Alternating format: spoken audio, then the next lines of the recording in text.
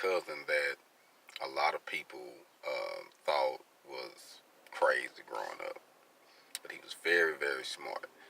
And his name was Bruce. And I remember my mom used to tell me, "Hey, your cousin Bruce out there, you want to talk to?" He used to always love talking to me. And he used to tell my mama, "That boy right there, Lil Joe gonna be somebody." And you're like, "Yeah, whatever, man. Bruce crazy." He always spoke real professional, and he used to use words. And when people are uneducated, they assume that the words you're using are you're just trying to be somebody you ain't. You're like, "Oh man, he just trying to speak, to put us down." But nah, he was intelligent. He actually knew what he was talking about. Because me personally, I looked up some of the words and how he was talking to see it. Man, let me see if this dude know what he's talking about. I got to looking him up. I'm like, damn, okay, that do mean that, don't it?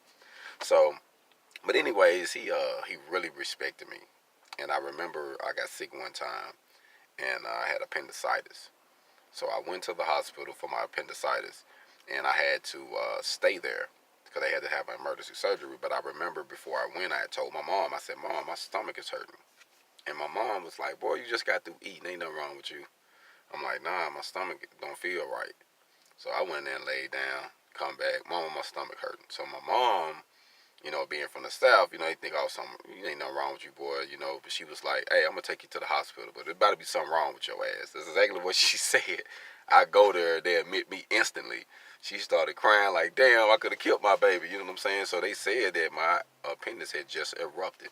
And if I wouldn't have got up there anytime soon, they probably would have killed me because it would have poisoned my system. So I had the surgery.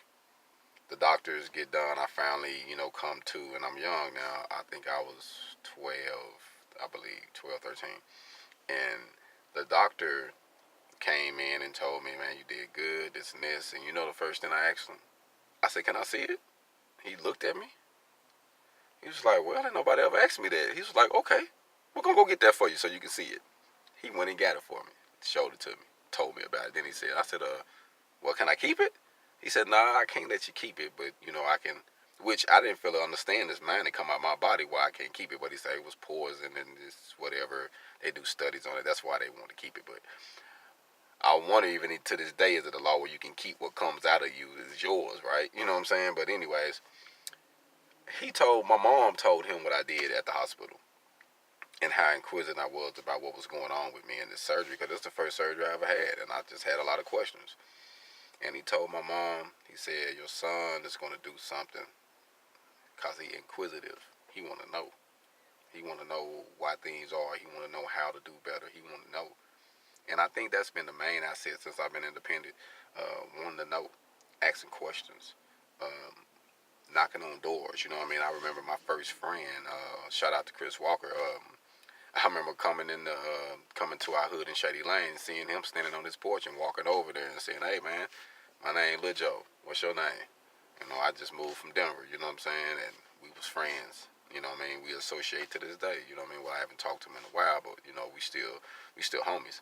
And sometimes you got to be that initiative. You got to take initiative. I mean, you got to be able to go and think outside the box in order to make something happen. So the moral of this story is ask questions, make the initiative, think outside of the box. Hog on.